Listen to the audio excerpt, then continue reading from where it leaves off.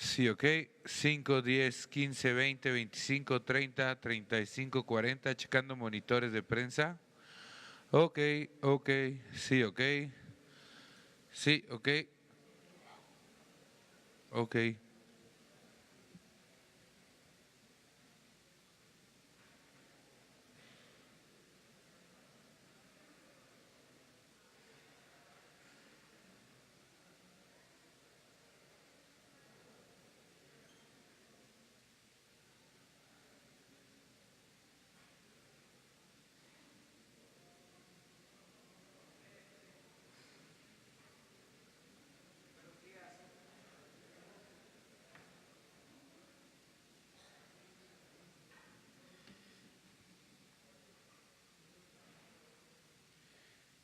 Continuamos trabajando para dar una respuesta, una solución al problema del robo de combustibles. Ayer, con ese propósito, estuvimos en Huauchinango, Puebla, y también en Tulancingo, Hidalgo. Ya se inició el plan de bienestar para los municipios por donde atraviesan ductos y ha sido bien recibido por la gente, no solo con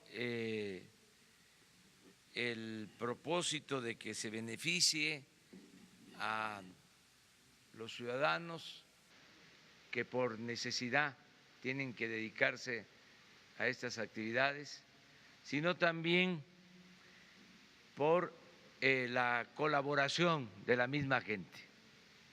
Hay una actitud de participación de los ciudadanos ayudando en este plan. Es todo un pueblo ayudando, respaldando las acciones que se están llevando a cabo. No hay resistencia en la población, al contrario, hay cooperación, hay respaldo a la acción del gobierno.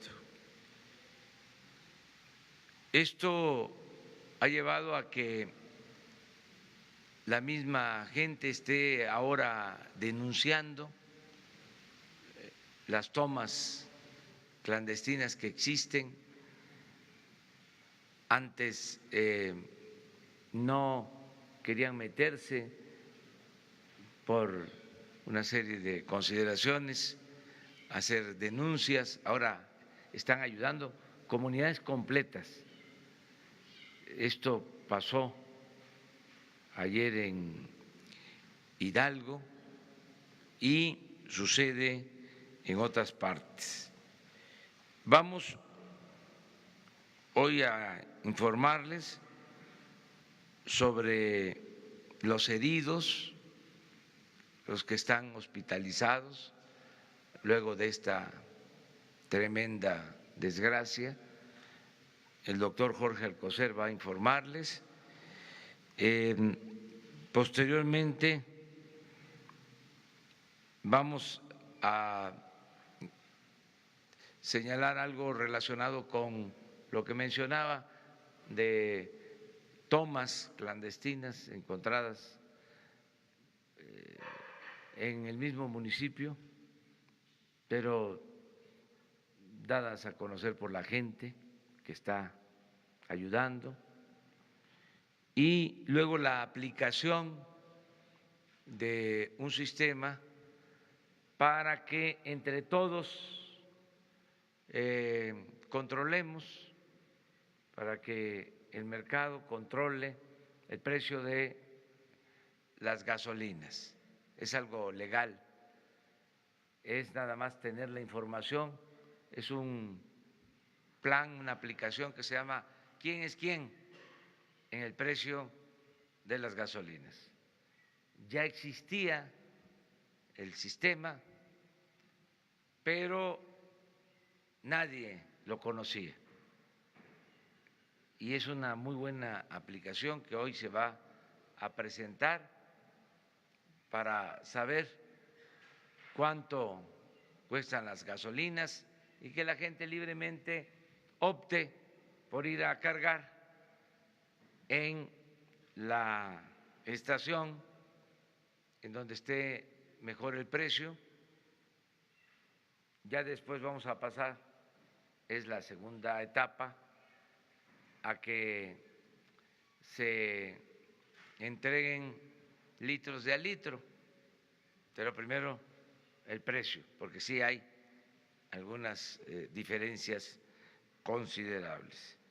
Estos son los tres temas a tratar el día de hoy y luego abrimos la sesión de preguntas y respuestas. Entonces les pido al doctor Jorge Alcocer que intervenga. Muchas gracias, señor presidente. Muy buenos días. Continuamos en este triste contar de los fallecidos a través de este inolvidable y pienso que puede ser uno de los últimos eventos. Habíamos contado hasta ayer 98 defunciones de pacientes hospitalizados. Se han ido sumando algunos de hospitales privados y en el devenir de las últimas horas, incluyendo 2 en esta madrugada que fallecieron del Hospital Regional de Zumpango, hemos cuadrado una cifra final hasta ahora de 109 pacientes, 109 fallecimientos. Estos están localizados, desde luego, en diferentes hospitales, en el estado de Hidalgo 6, 7 en el estado de México, en la Ciudad de México 24, en Galveston 3 y en esta suma seguimos atendiendo a 40 pacientes hasta esta mañana. Muchas gracias.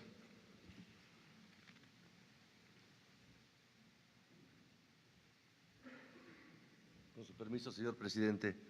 Buenos días. La Policía Federal, en una labor de restablecimiento emocional de la población de la localidad de Tlalhuelilpan, Hidalgo, en donde ocurrió el lamentable accidente, la explosión, hacemos trabajo de proximidad social.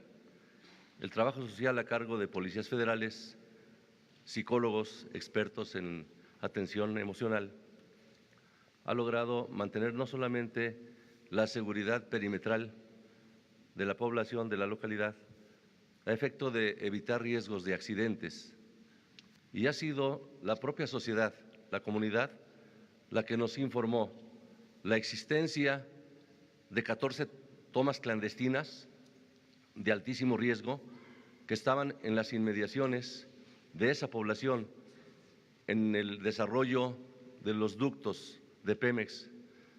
Cabe resaltar que tenemos vigilancia y seguridad en toda la red nacional de ductos de Pemex, con personal del Ejército, de la Armada y de la Policía Federal.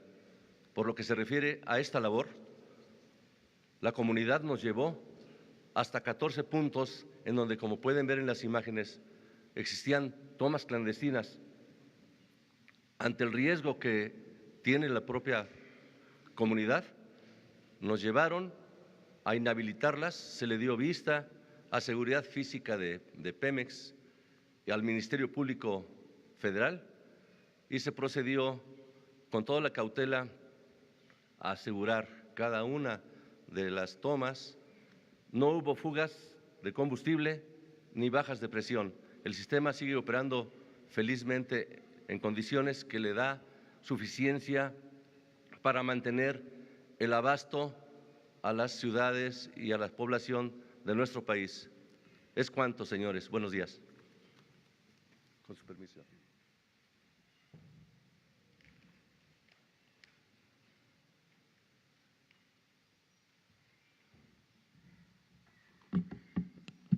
Sí, buenos días. Bueno, referente a los precios de los combustibles, tanto de gasolinas como gas, quiero informarles que para todo el público, para todos los mexicanos ya existe una aplicación que la Comisión Reguladora de Energía ya tenía, que se llama ¿Quién es quién? Es muy fácil, no sé si lo tiene Jesús. Sí, es muy fácil. Esta aplicación es para conocer el precio del gas. Todos desde su celular bajan la aplicación AmiGas. Nos permite automáticamente encuentra el distribuidor. Si yo estoy en Tijuana, abre automáticamente mi localización como si fuera Waze y sale en qué parte de Tijuana estoy, realiza la búsqueda por localidad, compara precios, consulta números de contacto para realizar pedidos. En su caso, para el gas, verifica la autorización de vehículos que cuenten con la autorización de la Comisión Reguladora de Energía, se ingresa las placas del vehículo para validar si está registrado, si es un vehículo que tiene permiso, y evalúa el servicio, también la propia aplicación en el celular, cualquier persona califica si el servicio fue bueno o malo y se actualiza en la propia base de datos para que el usuario tenga una calificación del servicio. Y sobre gasolina, es la siguiente, por favor. Es esta aplicación. Esta aplicación es una invitación para que todos los mexicanos la bajemos en nuestro celular, se llama Gaso App. Encuentra la gasolinera, como aquí se ve en la pantalla, sí, la anterior, la que tenía. Ahí nos dice exactamente si está cercana, si es más barata, si es más cara, y esto nos va a ayudar porque de acuerdo a la ley, la gasolina pues está en el mercado, en el libre mercado, y sí tenemos una diferencia de precios muy sustancial. Ayer, por ejemplo, amanecimos aquí a 18 pesos con 30 centavos, 18 pesos con 50 centavos, y si todos los mexicanos nos enteramos, nos va a ayudar incluso a que los precios sean más justos y no haya tanto disparidad. Se selecciona el combustible, se escoge el radio en kilómetros,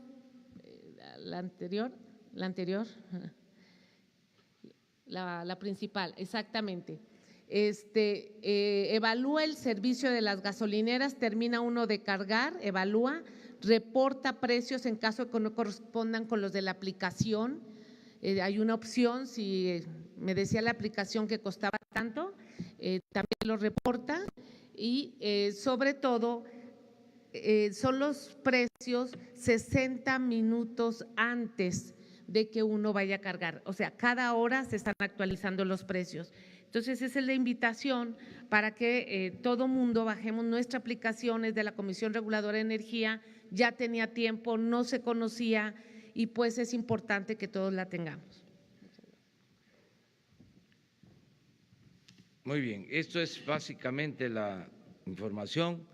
En este caso sería bueno que se probara, como vamos a tardar aquí en preguntas y respuestas, que lo vayan viendo para ver si al final de el diálogo circular de la conferencia ya podamos decir que sí funciona o recomendarlo para que los ciudadanos usen este sistema.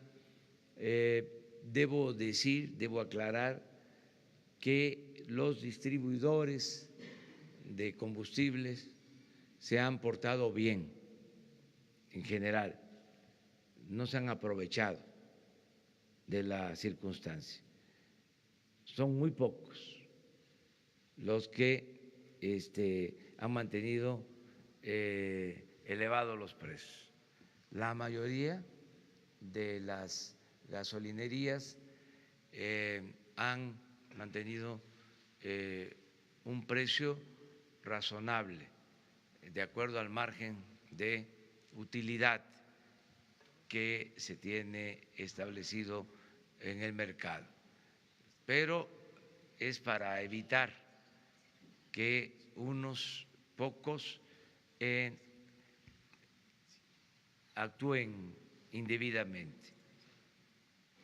¿Quién controla los precios? La misma gente con este sistema de información. Hay que ir a cargar gasolina en donde hay buen precio y en donde se pueda demostrar posteriormente que se entrega completo, es decir, litros de a litro, que no hay fraude en las estaciones de distribución de gasolinas. Entonces sí, vamos a empezar ya con la sesión de preguntas y respuestas. Los tres, ustedes, y luego tres mujeres, tres compañeros de acá. ¿Sí? Gracias, señor presidente. Manuel Rápalo con el medio Al Jazeera en inglés. La pregunta sobre Venezuela. Si nos puede aclarar su posición y el papel que piensa que le va a tocar a México como mediador en el proceso de la paz en el conflicto. Ya fijamos ayer nuestra postura a partir de lo que establece nuestra Constitución. El artículo 89 de la Constitución, fracción 10ª, con mucha claridad, define cuál debe ser la política exterior de México, apegada a principios como el de no intervención, el de autodeterminación de los pueblos, el de la solución pacífica de las controversias, el del diálogo, el de la defensa de derechos humanos. Entonces, con esos principios estamos actuando. Nosotros vamos a procurar siempre tener buenas relaciones con todos los pueblos y con todos los gobiernos del mundo. Y este caso lo está tratando el secretario de Relaciones Exteriores, Marcelo Ebrard, con todo nuestro respaldo y con respeto a lo que establece nuestra Constitución. Nosotros tenemos una historia muy importante en cuanto a política exterior, apegada a principios, y eso va a continuar. Si en algún tiempo se desviaron de esos principios, nosotros no lo vamos a hacer, no vamos a actuar violentando, transgrediendo principios constitucionales de política exterior. No es que estemos a favor o en contra de nadie, estamos por defender los principios constitucionales de la política exterior. Eso es básicamente. Buenos días, Alexis Pavón de SDP Noticias. En el mismo sentido, me gustaría saber si tiene algún tipo de reacción en cuanto a que ayer el presidente Nicolás Maduro reconoció el posicionamiento de Uruguay y México en cuanto a una ruta al diálogo y si su gobierno estaría dispuesto, primero si ha tenido contacto a partir de entonces con la representación venezolana y si su gobierno estaría dispuesto a organizar encuentros entre Maduro y sus opositores. La segunda pregunta va en el sentido en cuanto a el informe de actividades que presentó esta semana la Comisión Nacional de Derechos Humanos y de acuerdo con los datos ofrecidos, de 90 recomendaciones ordinarias emitidas durante 2018, solo se acató y se cumplió con una. Me gustaría saber si su gobierno piensa promover algún tipo de política o medida para que las dependencias federales acaten este tipo de recursos. Y aprovechando que está aquí la secretaria de Gobernación, esta semana visitó Chiapas y me gustaría saber si tuvo algún tipo de contacto con el gobernador en cuanto a la contingencia que se enfrenta en ese estado respecto a los homicidios de activistas, específicamente el de Sinar Corzo a inicios de este año y los de Noé Jiménez y José Santiago la semana pasada. Gracias. Bueno, ¿por qué no, licenciada, explica esto último, por favor? Sí, tuvimos contacto con el señor gobernador y por supuesto que él y también la Fiscalía apoyando la Fiscalía General, pero principalmente la Fiscalía del Estado está investigando estos casos. En uno de ellos, no recuerdo cuál de ellos porque no traigo ahorita mi nota, de Chiapas concretamente, en uno de ellos ya tiene inclusive a uno de los homicidas, de los asesinos que perpetraron este ilícito y está detenido. Hay otros casos que no, inclusive fueron de otros estados que llegaron contratados por algunos de estos personajes que tienen la calidad ahorita de indiciados por autoría intelectual y también ya se están, digamos, pidiendo la colaboración de los otros estados vecinos que acudieron a este llamado de este señor que es el autor intelectual o presunto autor intelectual, y también ya se giraron las órdenes de aprehensión y la colaboración en los otros estados vecinos del estado de Chiapas para poder detenerlos. Entonces no podemos dar muchísimos más datos precisamente porque ahorita está el proceso y además están giradas las órdenes de aprehensión y de colaboración entre los diversos gobiernos de los estados para que se puedan detener estos sicarios, a estos autores materiales de estos crímenes. Pero sí estamos en comunicación permanente con el gobierno de Chiapas y afortunadamente hay videos, tienen videos muy interesantes, muy importantes, en donde se ve claramente cómo están llevando a cabo las negociaciones y las camionetas, en fin, de estos sicarios y además del autor intelectual. Presuntos todos. No sé si dé respuesta a esto, pero sí estamos en comunicación permanente.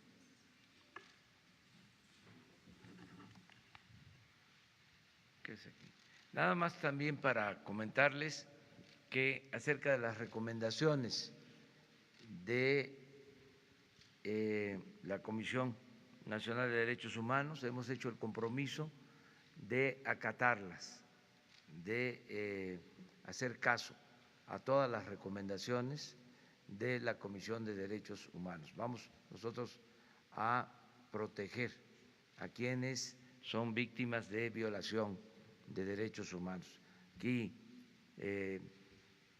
quise que se quedara la licenciada Olga Sánchez porque ayer nos comentaron sobre el caso del periodista asesinado en Sinaloa, Javier Valdés, y tengo entendido de que van a estar familiares el día de hoy, su esposa.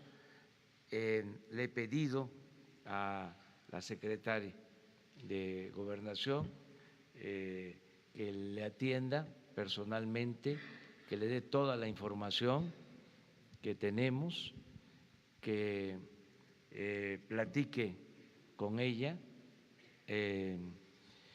y que tenga la seguridad plena de que nosotros vamos a apoyar en toda la investigación, todo lo que esté de nuestra parte, y que las veces que desee estar aquí con nosotros y expresarse, manifestarse, están abiertas las puertas para atenderle.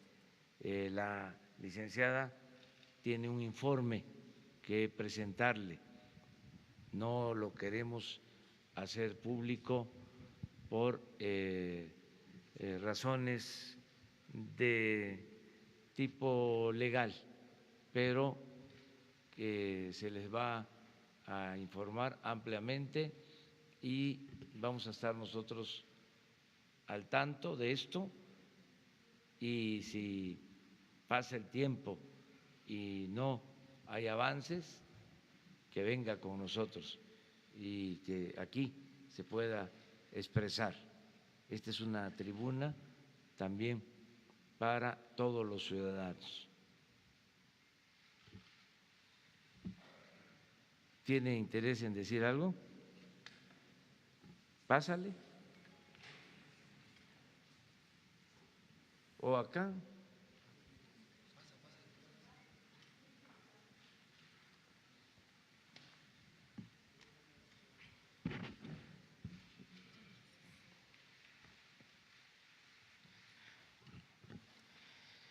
Buenos días a todas, a todos.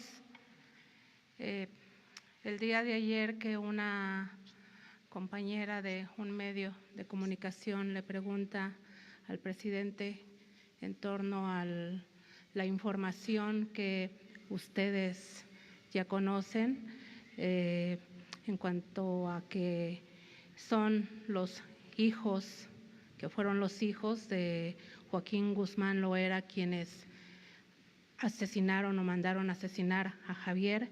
Bueno, eso en mi familia, en mis hijos, en mi persona, nuevamente es otro golpe muy, muy fuerte. Aquí lo que yo vengo a pedir, a exigir, es que no descarten ninguna línea de investigación en cuanto a la autoría intelectual de los asesinos de Javier. A mí no me importa de qué organización criminal vino la orden. A mí lo que me importa es que quede muy claro que y también que la Fiscalía General, ahora la nueva Fiscalía General de la República, haga su trabajo, que profundice más en las investigaciones, que sea muy rigurosa, muy exhaustiva y se determine quién dio la orden de asesinar a Javier. Está muy claro que lo asesinaron por su trabajo porque no les gustó lo que se publicó. Aquí lo importante es dar con los personajes que dieron la orden para que haya justicia.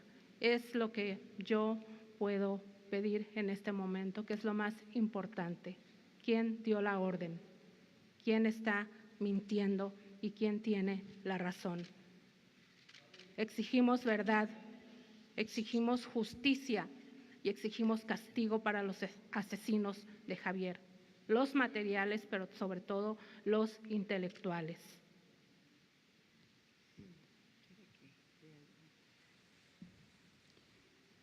Señora Griselda Triana, por supuesto el Gobierno de la República está empeñado en hacer justicia, en atender las preocupaciones que nos acaba de manifestar. No se descarta una sola línea de investigación. Todas las líneas de investigación serán agotadas hasta encontrar las razones y a los culpables del asesinato de su esposo, Javier Valdés. Fuera del proceso que se desarrolla en las Cortes de Nueva York, tenemos el firme propósito de llegar a la verdad, hacer justicia y al castigo de los responsables de este y de otros crímenes de periodistas.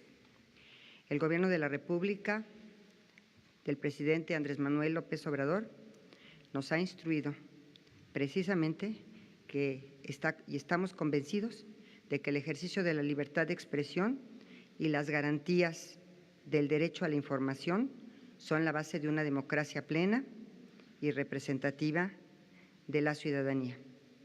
Tenemos el propósito de llegar a la verdad y de hacer justicia y no vamos a descartar una sola de las líneas de investigación. Por otra parte, el Gobierno está convencido de que los mecanismos de protección a periodistas y defensores de derechos humanos tienen que ser eficientes, tienen que ser eficaces y vamos a apoyar y estamos apoyando en la Secretaría de Gobernación todos estos mecanismos de protección de periodistas y defensores de los derechos humanos. Muchas gracias. ¿Se ponen de acuerdo? Pasas a la Secretaría hoy, como a la 1:30, por favor. Para que te dé yo la información que no podemos hacer pública.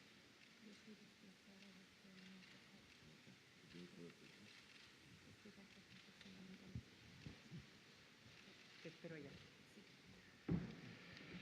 Bueno, acerca de si México está en condiciones de permitir que las partes en conflicto en Venezuela cuenten con la intermediación de la Secretaría de Relaciones Exteriores para lograr el diálogo y la solución pacífica de las controversias, lo establece nuestra Constitución.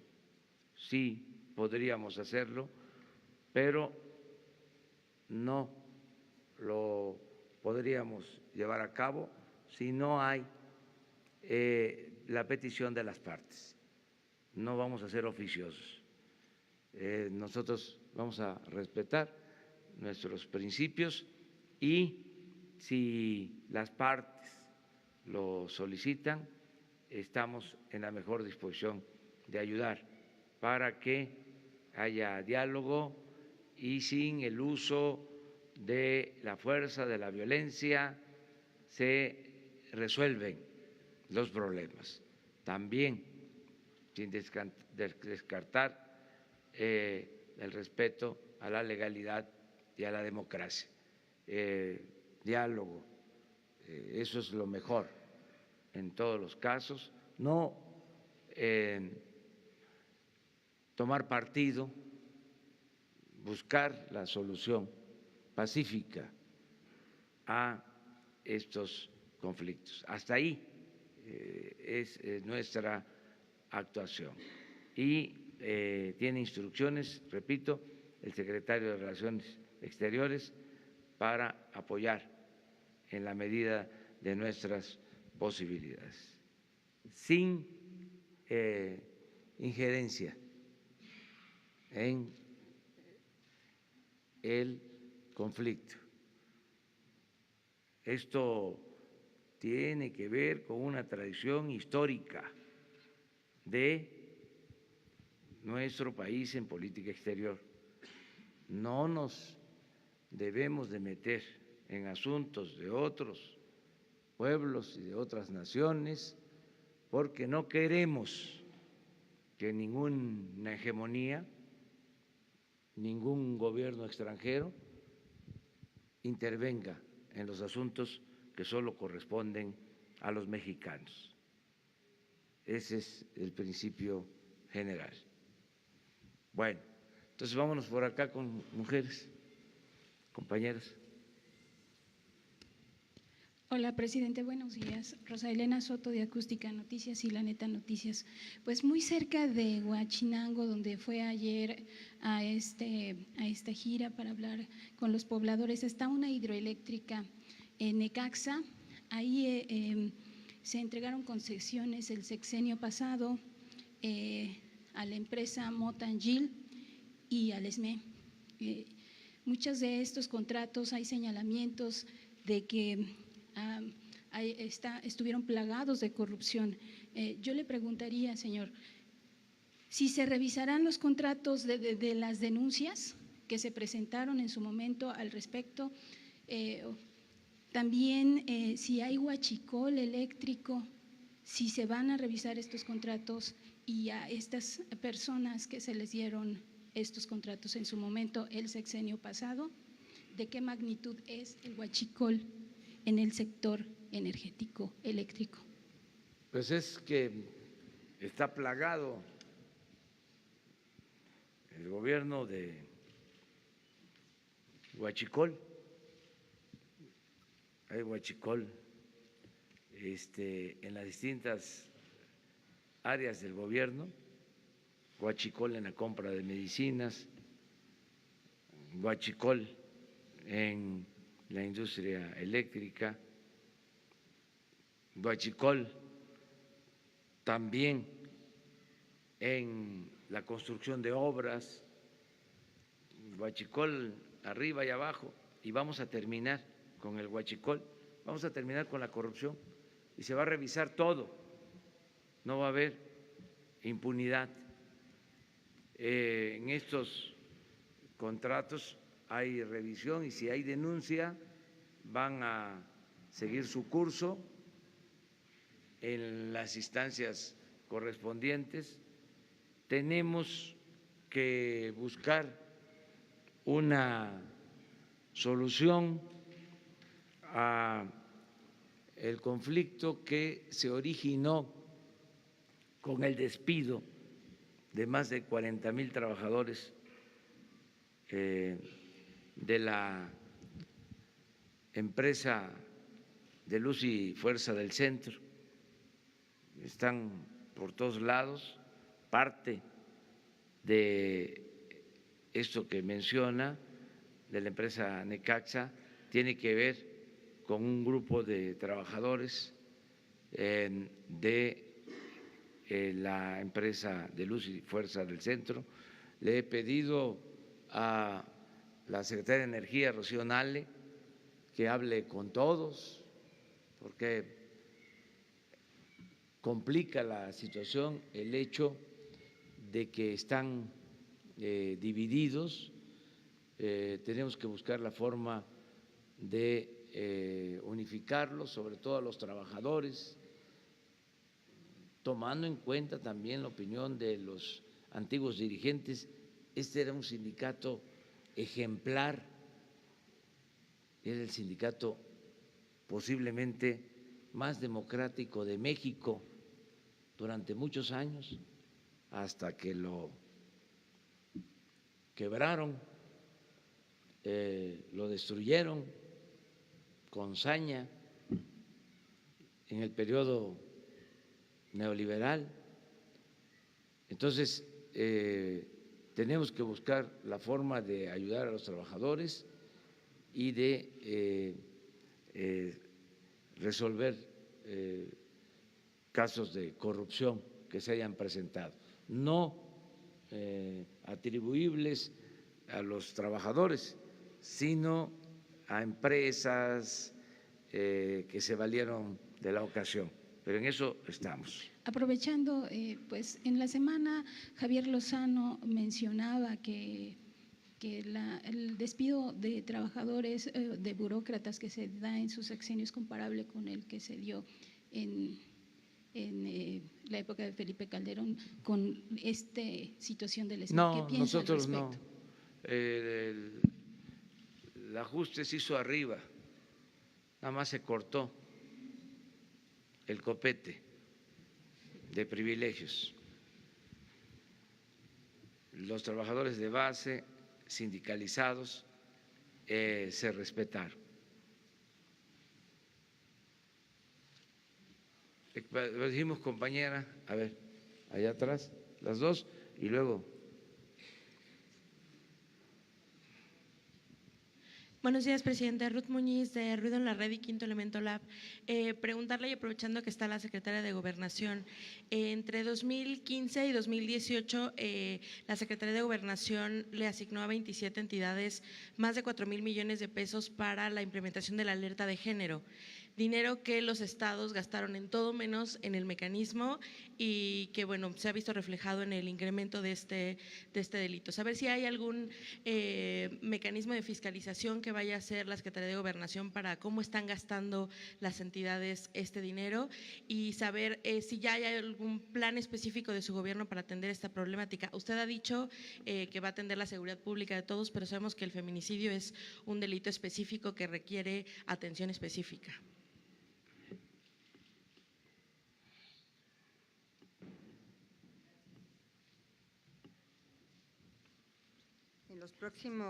En los próximos días vamos a resolver el tema de la titular de InMujeres. Pienso que no va a tardar más de 1 o 2 semanas máximo, porque se tienen que agotar los procedimientos para su nombramiento y le vamos a presentar al señor presidente la terna que me ha instruido que se le presente para que él elija a la titular de InMujeres. Y también tenemos que proceder al cambio de la titular de CONAVIM dentro de la Secretaría de Gobernación. Por supuesto, y todos lo saben y lo conocen, yo tengo un compromiso no solamente personal, sino institucional con el tema de los feminicidios. Creo que nuestro país encabeza, por decirlo menos, la lista en la región de los países que tienen este grave problema. Desde luego vamos a enfocarnos primordialmente en la prevención del delito de feminicidio. Le comentaba en algún momento al señor presidente, esto es un producto básicamente de violencia que surge desde la familia. Entonces, concientizando y reforzando a la institución familiar para evitar violencia tanto en contra de la mujer, cuanto más también a veces en contra de los propios hijos de ambos padres, contra ellos, vamos a estar tenemos programas y vamos a estar muy abocados a estos dos tipos de violencia. Estamos por también echar a andar el programa de Cipina, le hemos dado recursos, ya le dimos una estructura, Ricardo Bucio va a estar a cargo de esto, se le ratificó, pero en los próximos días daremos a conocer tanto a la titular de CONAVIM como a la titular de InMujeres para echar ya a andar el programa de violencia en contra de las mujeres. Desde luego, la alerta de género, a pesar de lo criticado que ha sido, es un instrumento y una herramienta muy importante para que el gobierno pueda tener esta prevención en materia de feminicidios. Pero estamos sumamente comprometidos con el tema, yo en lo personal y por supuesto, como no podría ser de otra manera, el gobierno de la República y del presidente López Obrador, para poder reducir lo más que se pueda este grave crimen contra las mujeres. Muchas gracias. ¿Qué pasaría, perdón, con los 4,000 millones que ya se asignaron, que ya gastaron las entidades y que pues no están viéndose reflejados? A ver, van a tener que transparentarse todos los recursos, peso a peso de lo que se les entrega a las entidades federativas para los temas de prevención de la violencia en contra de la mujer y de los programas de los institutos estatales de las mujeres, se va a revisar. Por supuesto, se asignó, y lo cual estamos sumamente reconocidas al presidente de la República, que se dieron todos estos recursos para la prevención de la violencia y también tenemos que dar buenos resultados, no solamente a nivel internacional en la CEDAW, sino al pueblo de México respecto de la prevención, porque más que otra cosa es prevenir que se vayan sucediendo estos graves ilícitos en contra de las mujeres. Una compañera, sí.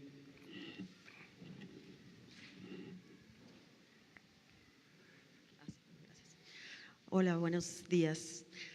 Soy Marcela Turati de Quinto Elemento Lab y colaboradora de la revista Proceso. Primero, como periodistas nos unimos al reclamo de justicia por los colegas asesinados y desaparecidos. Y mi pregunta ahora es, con los restos de las personas calcinadas en Tlahuelilpan, al igual que con los restos también de muchas personas encontradas en fosas clandestinas que están siendo encontradas, bueno, que tenemos muchas fosas en el país. Quería saber si van a pedir ayuda internacional para la identificación de estos restos y hablando también del tema de desaparecidos, ¿cuándo van a presentar una política, su política pública sobre desaparición de personas, que no solo sea sobre los 43, sino para los 40,000? ¿Cuál va a ser esa política? Y la otra es la promesa que hizo de pedir perdón a las víctimas el día que iba a asumir. ¿Qué pasó? ¿Se va a pedir perdón a las víctimas de la violencia o no? Gracias. Ya lo hice y lo voy a seguir haciendo, y es una deuda que tenemos con miles, millones de víctimas, familiares de víctimas más de 1 millón de víctimas de la violencia. Solo de el 2006 a la fecha. Y el compromiso de hacer justicia, de lograr encontrar a los desaparecidos, ayudar a sus familiares en esa búsqueda. La Secretaría de Gobernación tiene esa encomienda. Ayer lo comentaba, bien podría decirse que la mayor función o la función más importante de la Secretaría de Gobernación es la protección de los derechos humanos. Ese es el nuevo enfoque de la Secretaría de Gobernación. Y vamos a pedirles a ellos que les presenten todo el programa que se está aplicando.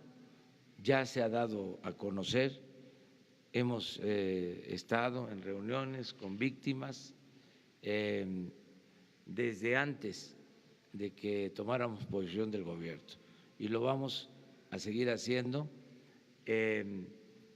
Hoy precisamente no está aquí el subsecretario de Gobernación porque está ocupado de atender a víctimas, y la licenciada se va a poner de acuerdo con ustedes para que se haga una presentación sobre el plan general.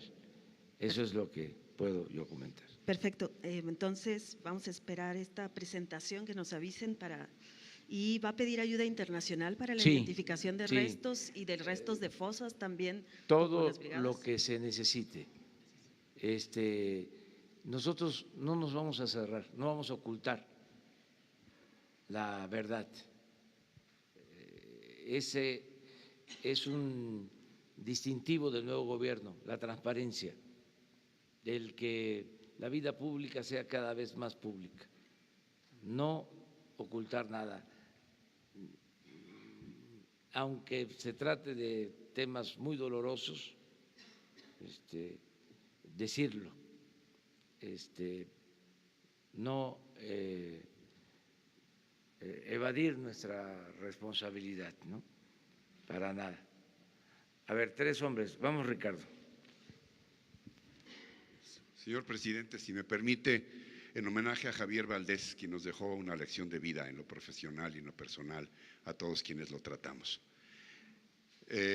Señor presidente, es entendible y muy loable que su gobierno esté atendiendo las emergencias de todas las comunidades por las que atraviesan los ductos, porque está visto que en este país los pobres son siempre los que pagan las tragedias. No hay tragedias en los fraccionamientos de los ricos, nunca. Lo que para muchos de nosotros fueron molestias, las colas en las gasolineras, para ellos es fuego y muerte. La pregunta, señor presidente, es si se atreverá usted a enfrentar el tótem, el vellocino de oro de los gobiernos recientes para desarrollar un nuevo modelo económico propio, como han hecho Corea, Malasia, Singapur en el sudeste asiático, Botswana en África. Un nuevo modelo de vida de este país para aprovechar lo que usted llama el enorme potencial del trabajo y la honradez de los mexicanos, además de nuestras tierras, nuestras costas, nuestra ubicación geoestratégica que nos permite mirar a todo el mundo. Pero sobre todo, cerrar ya no la brecha, sino la inmensa, creciente, brutal y ofensiva distancia entre los cada vez menos que tienen más y los cada vez más que tienen menos, señor presidente. Eso, Ricardo, es el propósito del gobierno, propósito principal. A mí no me importa la parafernalia del poder, no estoy aquí para disfrutar del cargo. El poder, siempre lo he dicho y lo he puesto en práctica, el poder solo tiene sentido y se convierte en virtud cuando se pone al servicio de los demás. El propósito del gobierno que represento es llevar a cabo la cuarta transformación de la vida pública del país. Y esto significa desterrar el principal problema de México, que es la corrupción y la impunidad. Y en eso estoy. Además, estoy seguro que esa fórmula va a dar resultados, porque la corrupción no solo hay que combatirla por razones de índole moral, hay que combatirla también porque es mucho el dinero que se va a unas cuantas manos y que ahonda las desigualdades. Y por eso la crisis de México. Por la corrupción hay pobreza. Por la corrupción hay inseguridad, hay violencia. Entonces, si continuamos con el plan de acabar con la corrupción, vamos a lograr el renacimiento de México. Estoy convencido. Por ejemplo, sé que van a mejorar las condiciones de vida y de trabajo de los mexicanos. Estoy seguro de que vamos a sacar de la pobreza a millones de mexicanos. Y ya tenemos el mecanismo. No solo es impulsar las actividades productivas y crear empleos, que ya lo estamos haciendo. Lleva tiempo porque cuesta echar a andar el gobierno luego de haber estado parado durante mucho tiempo, porque el gobierno no estaba funcionando para promover el desarrollo, ni mucho menos para beneficiar al pueblo. El gobierno estaba funcionando para facilitar el saqueo, el robo, en beneficio de unos cuantos. Entonces, echar a andar el gobierno para promover el desarrollo, para que no sean nada más los negocios lo que importe, los negocios jugosos, para traficantes de influencia, para políticos, pues es tener que pensar en la siembra de 1 millón de hectáreas de árboles frutales, maderables, en ejidos, en pequeñas propiedades que fueron abandonadas. Bueno, muchos pobladores del campo se vieron en la necesidad de emigrar y ahora lo que queremos es que esas tierras abandonadas se siembren y que la gente se arraigue y que no tenga necesidad de emigrar, que el mexicano pueda trabajar, pueda ser feliz, como siempre lo digo, donde nació, donde están sus familiares, sus costumbres, sus culturas. En este tiempo de política neoliberal se despoblaron municipios completos porque el crecimiento solo se dio en pequeñas islas, en Cancún, en la Riviera Maya, en todo el sureste, solo ahí hubo crecimiento. En las zonas turísticas del Pacífico, en algunas ciudades del centro del país, en el Bajío, en las ciudades fronterizas, pero en el resto del territorio no hubo crecimiento económico. Entonces, estamos echando a andar al gobierno para impulsar actividades productivas, para crear empleos, para que haya bienestar. Y otra cosa que es muy importante y cuesta trabajo, pero como estamos ocupados de esto, vamos a salir pronto. Estamos llevando a cabo un sistema para evadir, para no tener que pasar el dinero que le corresponde a la gente por el aparato administrativo. Es un sistema para transferir fondos, dispersar fondos desde la tesorería de la Federación al beneficiario, de manera directa, con una tarjeta.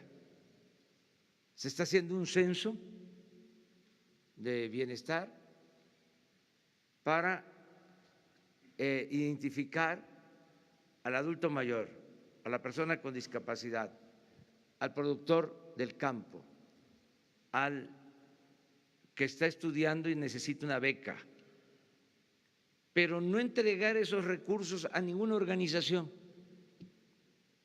ni pasarlos por las instancias administrativas del gobierno. No es de que somos de la organización Emiliano Zapata, independiente, o de la organización La Antorcha Mundial, y nos vas a dar a nosotros los recursos y nosotros los vamos a distribuir, le vamos a entregar a la gente los apoyos. Ya no, se acabó, se terminaron los moches. Ahora le va a llegar a la gente de manera directa, con una tarjeta. Pero nos enfrentamos de que México es de los países con menos conectividad en el mundo, porque los bancos se concentraron en las grandes ciudades, la comunicación de Internet en las grandes ciudades.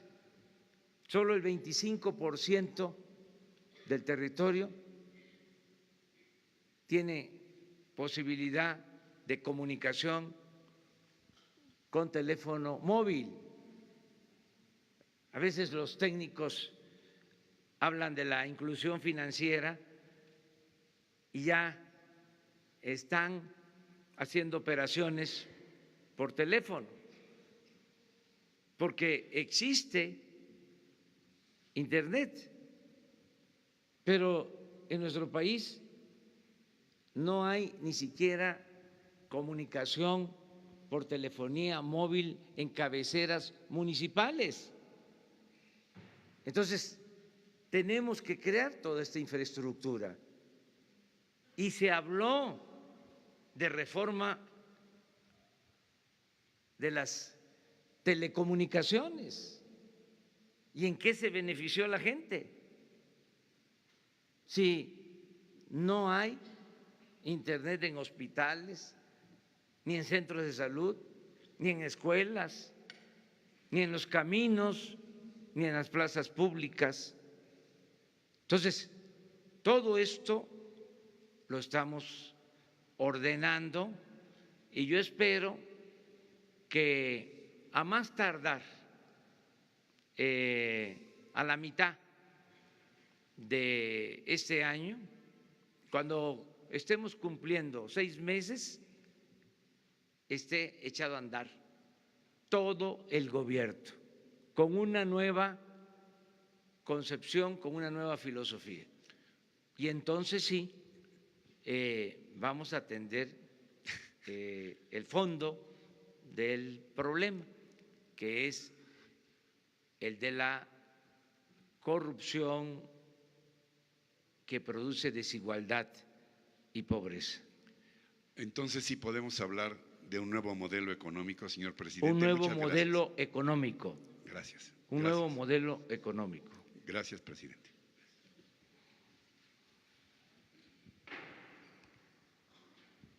Hola, presidente. Buenos días. Agustín Velasco de UNO TV. Quisiera preguntarle si ya tiene el número de los mexicanos que están en Venezuela, si su gobierno va a emitir una alerta por la situación de violencia que hay en ese país. Y en el mismo tema, la titular de la CONADE dijo que México podría albergar la Serie del Caribe por la situación por la que está atravesando este país. Si esto es cierto, si usted está enterado, si es posible que esto pueda ocurrir. Gracias. La Secretaría de Relaciones Exteriores está atendiendo esto y ya está informando sobre los mexicanos en Venezuela, y en términos políticos ya definimos cuál es nuestra postura. De todas formas, le voy a pedir a Jesús Ramírez, que aprovecho. Ven, ustedes lo conocen, pero como esta transmisión la ven miles de personas en las redes sociales, quiero que se conozca a quien me ayuda en todo lo relacionado con la comunicación social del gobierno. Es un profesional, una gente honesta, responsable, Jesús Ramírez Cuevas. Él es el que me ayuda. Entonces, si hace falta la información sobre los mexicanos en Venezuela, ahora Jesús la va a proporcionar. Pero usted no sabe, presidente, si va a haber una alerta para los mexicanos en Venezuela. No. No van a emitir una alerta. No me ha informado sobre eso el secretario de Relaciones Exteriores. Y espero, deseo de corazón que no haya violencia en Venezuela, que se entiendan sin el uso de la fuerza, sin la confrontación, sin la violencia. La política, la verdadera política, entre otras cosas, se inventó para evitar la confrontación, para evitar la guerra. Entonces, es cosa de los diplomáticos, ellos son especialistas en buscar la solución pacífica en controversias y en conflictos. Nosotros tenemos muy buenos diplomáticos y le tengo toda la confianza al secretario de Relaciones Exteriores. Uno más. Sobre la serie, presidente, lo de la Serie del Caribe, que decía ayer la titular de la CONADE, que México podría albergar la Serie del Caribe ante la situación de violencia que hay en Venezuela. Vamos a esperar, no sabemos todavía. Sí estoy también informado de que están jugando la final de la Serie del Pacífico, que quedó Jalisco, los Charros, con Obregón. Ya no me pidan a quién le voy, porque eso ya es otra cosa que puede generar susceptibilidades, celos, sentimientos.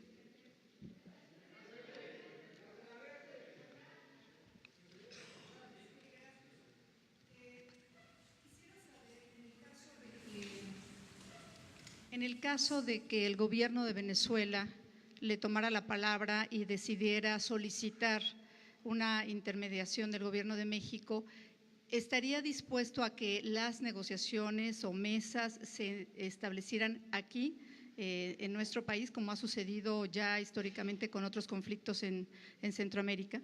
Sí, siempre y cuando la otra parte lo acepte.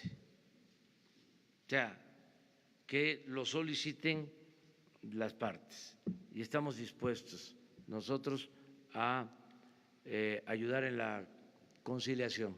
Es decir, que la oposición también estuviera solicitándolo. Sí, las partes. No podemos solo, porque lo plantea una parte, decir aquí estamos. Si se ponen de acuerdo y realmente apuestan al diálogo, a buscar una solución pacífica, nuestro país lo ha hecho en otras ocasiones, en temas de política exterior, lo volveríamos a hacer.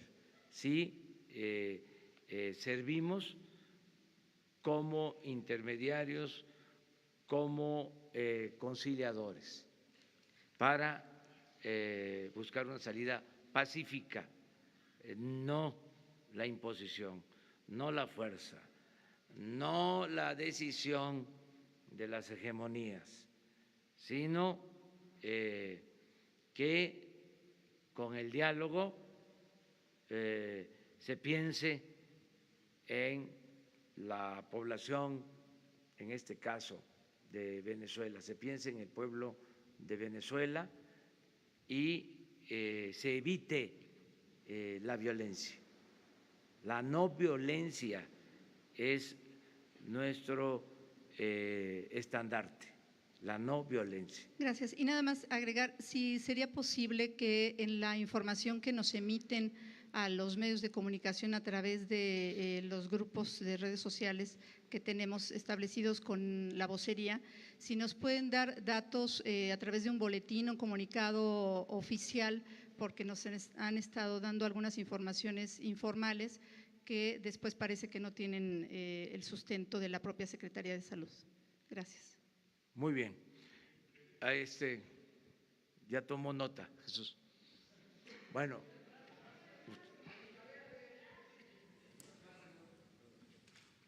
Ustedes tres.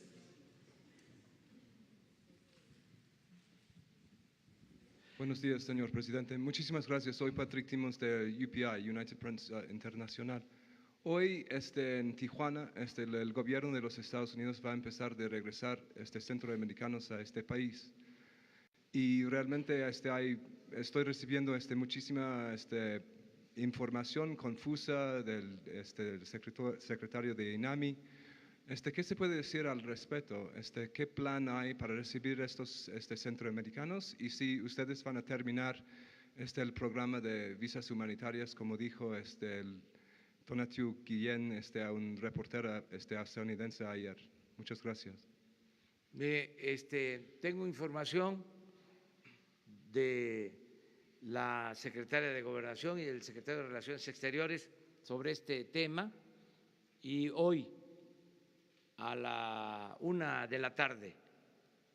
va a haber una conferencia para fijar la postura del gobierno mexicano sobre la decisión que tomó el gobierno de Estados Unidos en este tema migratorio. Hoy a la 1:00 p.m. ¿Usted puede decir que si ustedes están compartiendo datos de los centroamericanos con los estadounidenses? Les van a informar el día de hoy, a la 1:00 p.m. Muchas gracias. Lo que queremos es en la Secretaría de Gobernación a la 1:00 p.m. Buenos días, presidente. Quisiera preguntarle, ayer nos decía que nos iba a entregar información sobre esta investigación que se estaba haciendo a las plantas de hidrógeno de la administración pasada que adquirió, si ya tendría algún avance de la Secretaría de Energía, y también pues opinión sobre esta información que conocemos el día de hoy, donde también había huachicoleo prácticamente en turbocina y que se adquiría en aerolíneas y en algunas entidades de la República. Si ustedes ya tienen información al respecto. A ver.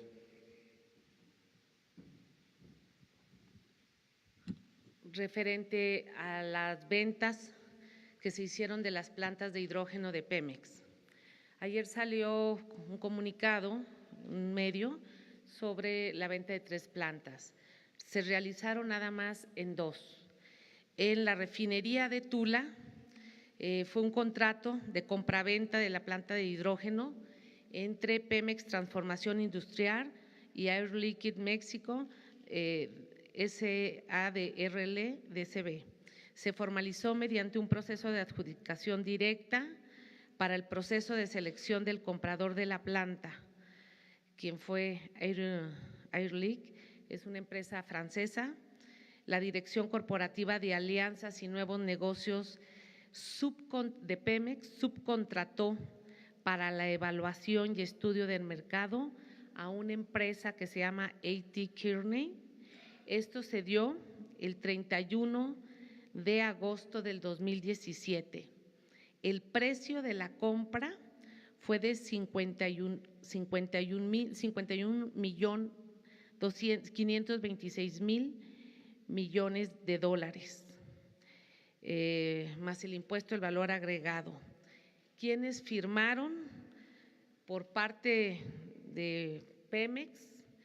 Fue el licenciado Carlos Reinaldo Godínez, subgerente de apoyo legal y formalización inmobiliaria de Pemex, el ingeniero Cuthberto Orlando Azuara Pavón, director operativo de producción de Pemex, y por el comprador fue Rodrigo Pereira Jorge. Para esto hicieron un avalúo por un consorcio que se llama Megafin, el 20 de diciembre del 2016. El avalúo reportó que costaba 48.347.000 millones de dólares. Es por un periodo de 20 años para surtir efectivamente 81 millones de pies cúbicos de hidrógeno.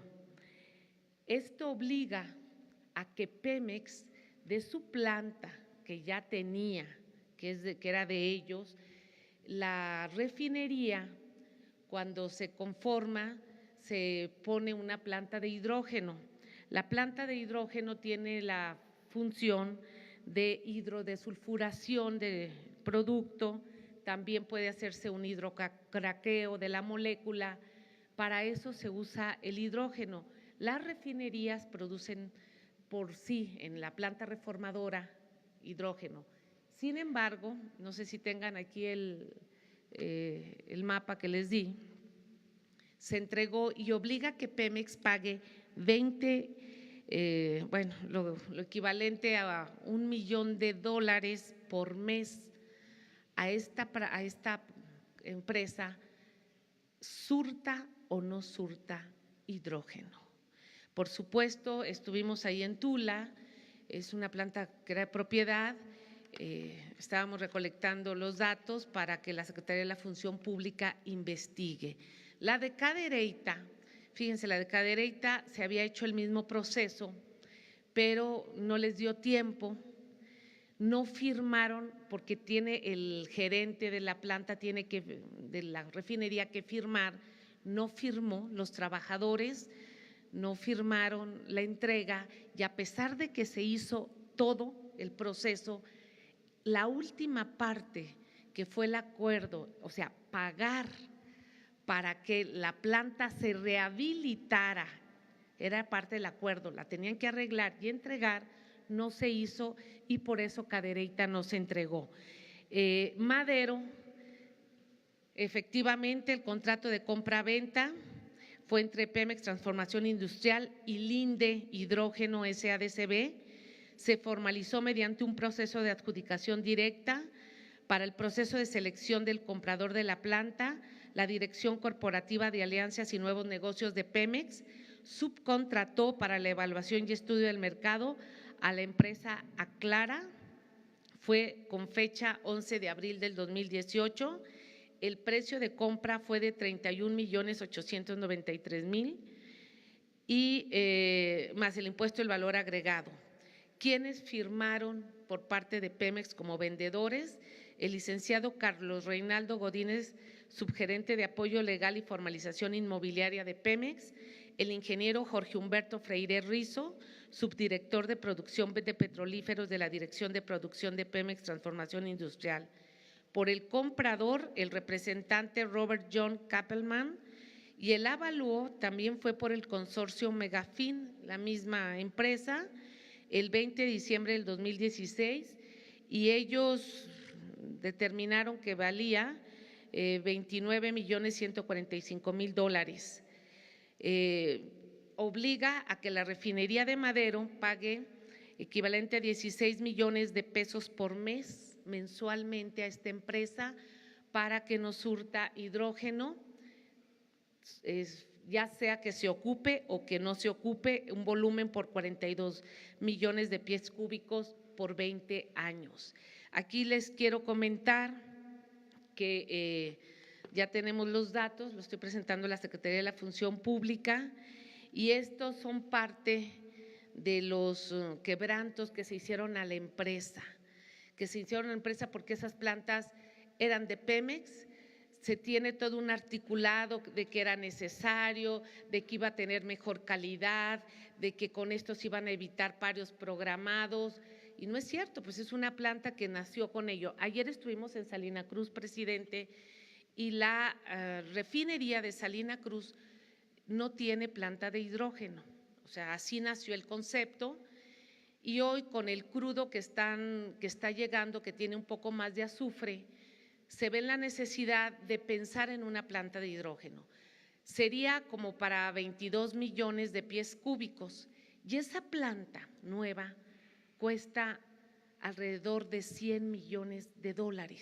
Entonces, estas plantas que tienen más capacidad las vendieron muy baratas y es parte de lo que vamos a reportar para que la propia Secretaría de la Función Pública y seguramente la Auditoría Superior de la Federación en su cuenta de revisión del 2018 nos vaya a poder informar y le estamos dando seguimiento a esto. Miren, hasta ahí vamos a la compañera y ahí terminamos. ¿Mande? Sí, hay muchas irregularidades en todo lo que tiene que ver con el robo de combustible. Vámonos por parte, les vamos a dar a conocer todo. El lunes les vamos a dar a conocer de cómo utilizaban ductos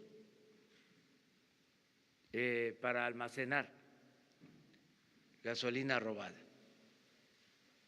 Buenos días, señor presidente. Y les vamos a dar a conocer algo que les adelanto para que ayuden también en la investigación. En el 2004, porque esto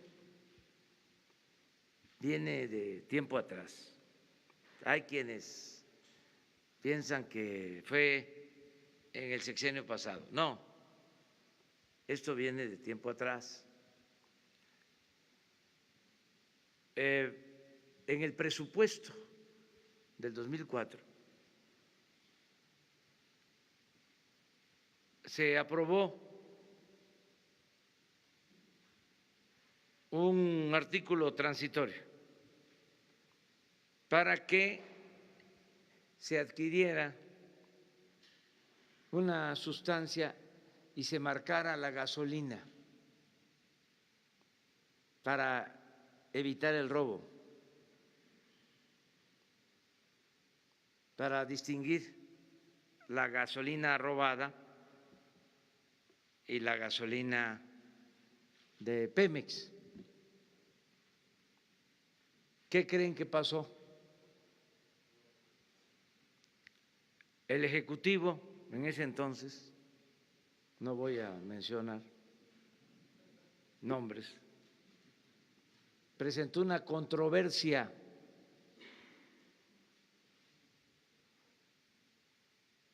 para quitar ese artículo transitorio. Y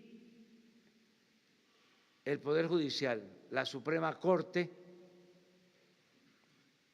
le dio la razón al titular del Ejecutivo. 2004.